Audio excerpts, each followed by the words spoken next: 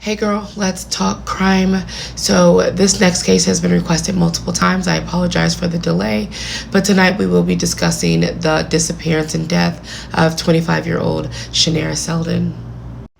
In April 2018, Shanaira and her 4-year-old son Aiden were traveling to North Carolina from their home in Louisville, Kentucky, to a funeral. And in West Virginia, Shanaira did lose control of the car, and her 4-year-old son did pass away. So after Aiden passed away, Shanaira really tried. She tried to get it together after this tragic loss. In November 2018, a young man by the name of Jonathan reached out to Shanaira's mother, Shamika, and asked her if he could come and stay with them. So this young man was a part of their family. Shamika had pretty much taken him under her wing, to the point where he called her mom.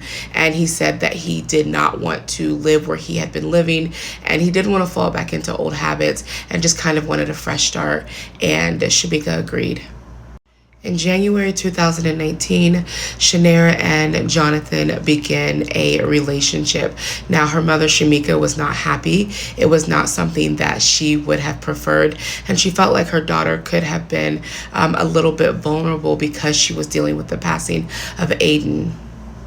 So her mother did take off time to be there for Shanaira and also mourn the death of her grandson Aiden. And now it was time to go to work. But something that she did realize is that Shanaira was not screaming out. She was not, I guess, almost like she was being able to manage her grief a little bit more with Jonathan around. And it was comforting to her to know that Shanaira would not be alone when she went back to work.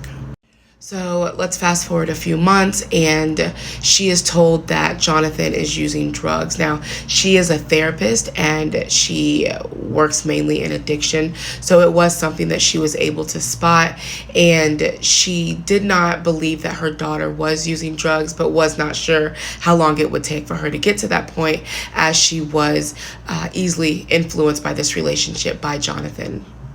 So she was going to ask him to leave her home, but she knew that she had to do it in a way that still supported Shanaira, because she knew that if he left the home, that she would follow as well.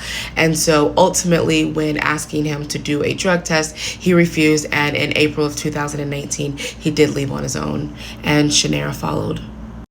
Shanaira, who had this huge heart of gold, just felt like she needed to be there for Jonathan, as he said everyone else in his life has abandoned him. So there was an incident where Shanaira had called her mother to come and pick her up immediately. And when she got to her, she did not look well. Shanaira said that she was just high. She had smoked weed the prior evening, but her mom knew that there was more to it. So she takes her to the hospital, and it is found out that she has meth in her system, and Shanaira feels completely betrayed. She is hurt, and at that point, she moves back in with her mother. So after she moves back in, she is focusing on her faith. She was Muslim, and she was still struggling with missing Jonathan. So there was a time when she and her mother were laying down. Her mother was kind of caressing her head, and Shanaira makes a comment about not liking Jonathan's friend. And her mother says, I know that his vibe is off. I'm not feeling him either, but, what's the deal? Why do you not like him? So Shanaira says that they make her do stuff, and her mom was like, drugs? And she's like, no, they make me do sexual stuff. And so her mom had a conversation with her, you don't have to do anything that you don't want to do. So during this time, she enrolls back into school. She's wanting to be a nurse. Things are really starting to look up for her. But in the back of her mind, she was still struggling with being his cheerleader, really wanting to be there for him. And she tells her mom he's sober, because in this time she was in communication with Jonathan. She was still having conversations with him, telling her mom he's sober, he's doing well, he's doing okay.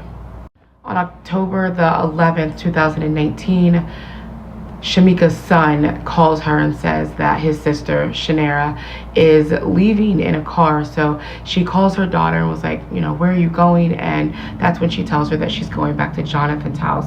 And her mom's like, this isn't a good idea. I don't want you to go back. And she tells her, I will call you when I get there.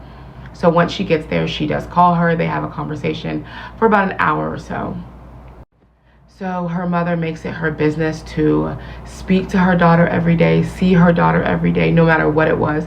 Hey, let's go shopping. Hey, let's go, to the movies. Let's go out to eat. Whatever it was, she made sure that she was in contact with her daughter, seeing her daughter every single day. So Shanaira begins to struggle with believing that Jonathan is using again, but also not wanting to leave him.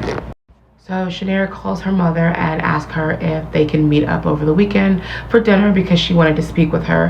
However, this meeting never happened. So her mother ended up getting sick, but on Friday they did FaceTime.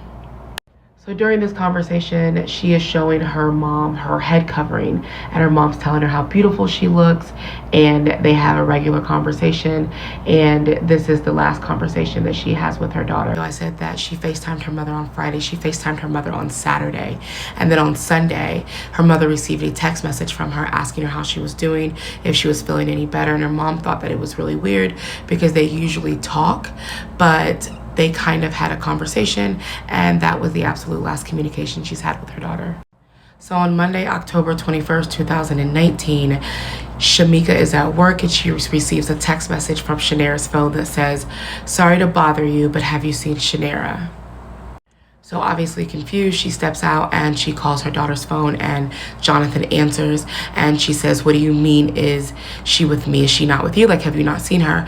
And he responds with, "To be honest, we just haven't been vibing like that, and she asked me for some space." So she says that he told her he stayed at his mother's on Sunday night, and when he came back home on Monday, she was gone, but her phone was plugged in. So this was a little after 10 in the morning, and she tells Jonathan, well, if she doesn't turn up by 12, I'm coming over and I won't be alone. So he says, well, I'm going to go look for her. And Shamika ends up calling his mother and asks, when's the last time that she's seen Shanaira and Jonathan? And she says Saturday. And so she asks, well, when's the last time you saw just your son? Saturday. So he didn't stay the night with you last night? No. So she shows up, she does call the police, and after they leave, then she gets her friends together and they start looking for Shanaira. Also, when she arrived over to Jonathan's, she asked for her daughter's phone. So according to the friend, he said the last time he saw Shanaira was on Saturday. She was kind of down, she was sad, kind of rocky, and that's when Shamika knew that she felt like they were trying to set a story up.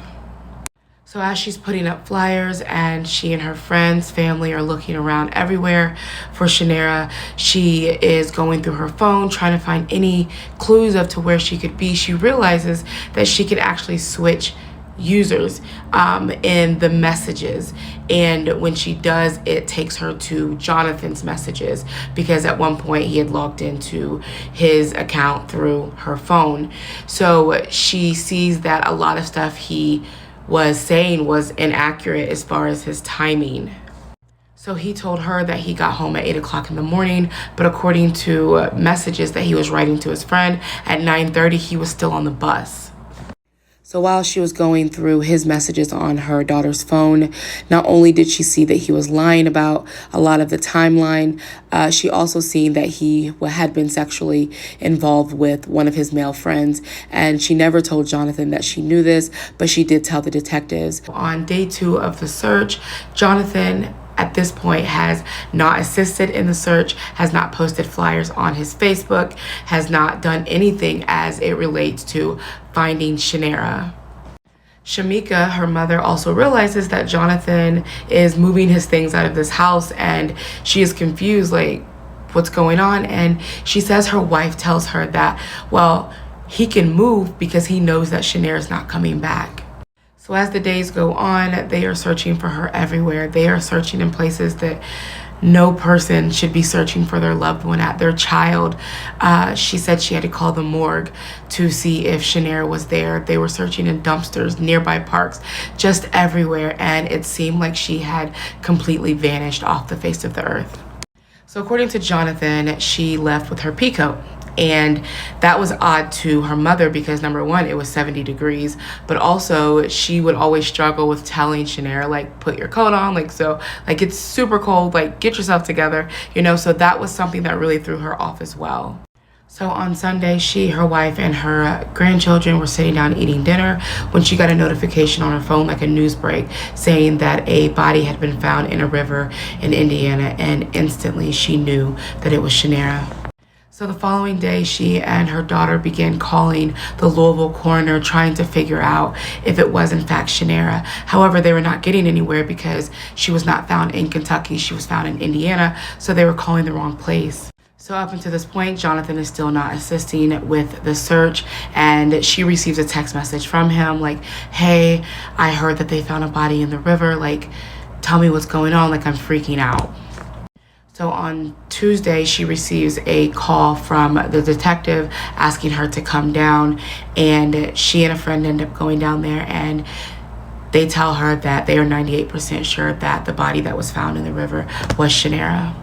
So while talking to the detectives, the coroner calls and 100% confirms that it is Shanaira, and she asks like what happened, and they say that they don't suspect that there was any foul play and that they believe she killed herself. So as she's trying to get everything together, she calls to get the death certificate, and they tell her that Shanaira's death is still under investigation. So the medical examiner had said that it was suicide. However, the coroner was not really buying that and had wrote undetermined. When Shanaira was found in the river, she was completely nude, other than a ponytail holder that was holding her hair up. Her death is currently undetermined, and this investigation is still open. Where is the justice for Shanaira?